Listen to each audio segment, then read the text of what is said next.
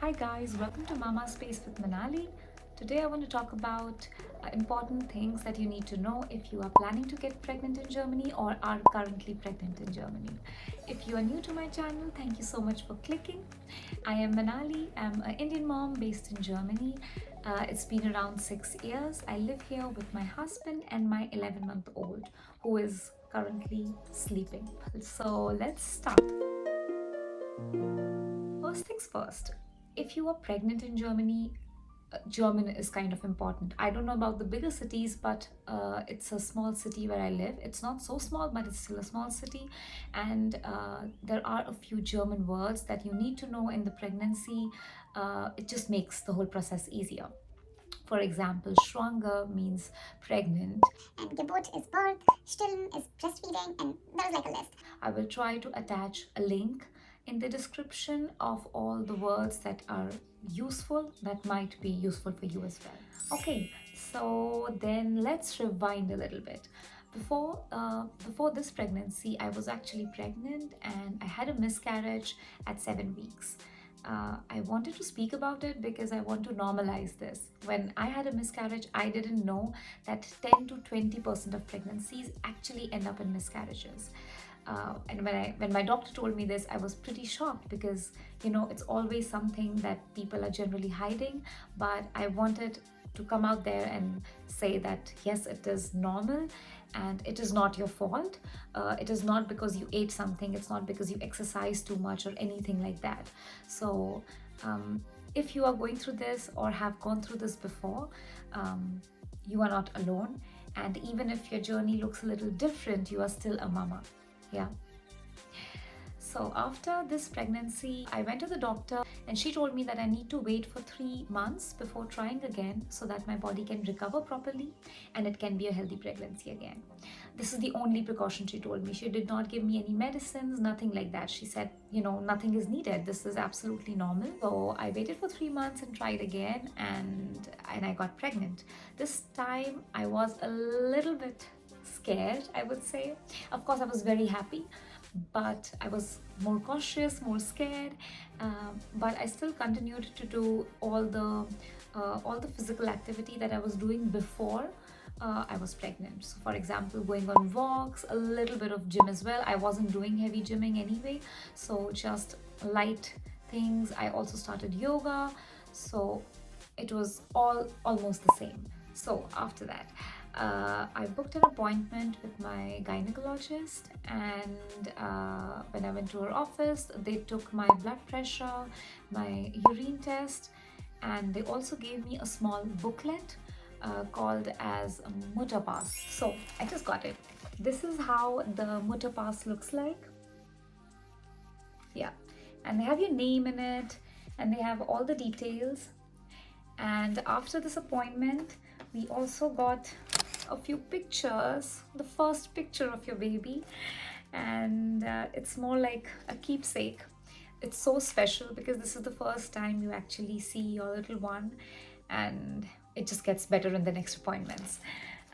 Yeah, and apart from this, they also gave me like a small page describing how many appointments will be there, what appointment will cover what, and what is covered by the insurance, what is not. Next step, coming on to the tests, and let's say I would just cover the tests that I paid for, which were extra, because the rest is covered by the insurance and doctor is gonna do them anyway, so you don't have to worry about that. For the extra tests, there was this test for Down syndrome, which you can get done before 20 weeks, so in the first trimester basically, and in this case you have to pay extra if you want to get it done in the first trimester, and we paid around 180 euros for that. If you do not want to pay, this test will be done again at 21 weeks, just in the second trimester basically. But if you know early, it's kind of better, and this was the first pregnancy, so we opted for it. Yeah, so this is what we paid extra. Apart from that, there was also another test which was like 12-15 euros that I did in the last trimester, and that's it. I didn't really have to pay anything extra, so just these tests. Apart from that, all the ultrasounds, all the CTG, everything was covered by the insurance. Yeah, so this is about the doctor's visit. Okay, so second step, um, finding a midwife. Very important, and as they say in Germany, you need to start early. As soon as you know that you're pregnant. I didn't really start as soon as I knew that I was pregnant because this was the second time and I was scared anyway. But I started searching for a midwife at around 10 weeks or so. There are multiple ways that you can find a midwife. There are multiple online portals that you can find. You can contact your insurance, you can ask your gynecologist. I will leave a link in the description for all the online portals where you can go and search for the midwife. It was a challenge. Okay, then third step is informing your employer. So I informed my employer at around 12 weeks, but if you want, you can even inform them before, because here in Germany we have something called as job protection benefit. So as soon as you inform them, you cannot be fired because you are pregnant. And secondly, you have the right to return to your job at the same position or a similar position as yours. So definitely, I would say inform whenever you're comfortable, but not later than like first trimester. Then let's speak about the fourth topic, which is the most important one. So, little one is up. The next topic is very important, and it is about maternity benefits that you get here in Germany. And it's a really vast topic, so let me decode it for you.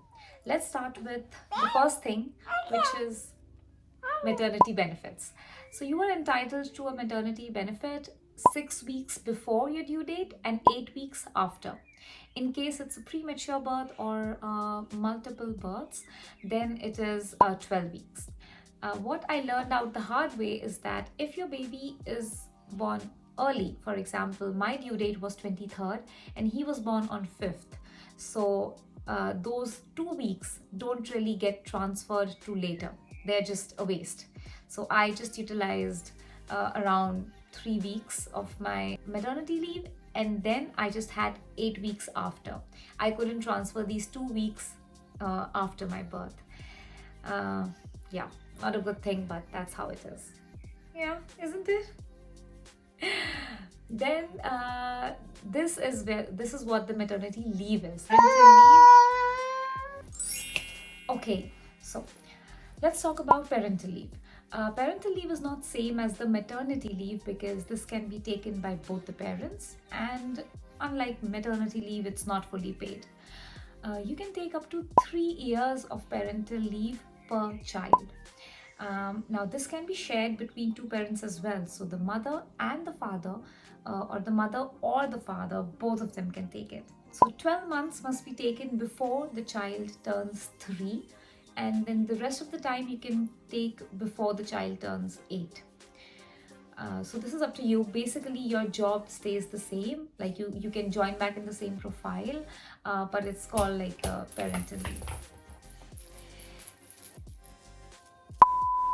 Okay, now let's come to the next topic, parental allowance. Now this is like a monthly payment that you get when you are not working, and you get this parental allowance for up to 12 months or 14 months if both the parents are taking it. This is generally 65 to 67% of your net income, or a maximum of 1800 euros. The minimum amount that you get is 300 euros. And for you to be eligible for this, you have to be working either in a part-time job, mini job, or a full-time job before you get pregnant. Next and the last thing is Kindergeld. Now, Kindergeld is this money that you get per child, and you get 250 euros per child till the child turns 18, or 25 if they are still studying. Yeah, so these are the benefits. You have maternity leave, parental allowance, parental leave, and Kindergeld. You can basically club like the parental leave. You can take it up to 3 years, but what generally people do is, for example, take it for 1 year and they use the parental allowance at that time. So for 1 year you are not working, but you are getting the 60% of your salary, or 1800 or whatever. So this amount that you get for 1 year, and then your partner can also take a leave up to up to 2 months or however it is.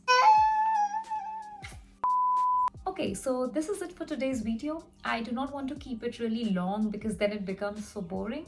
So in the next video, I want to discuss about how you can choose the hospital, about the birth preparation class, and then how was the whole delivery experience here in Germany.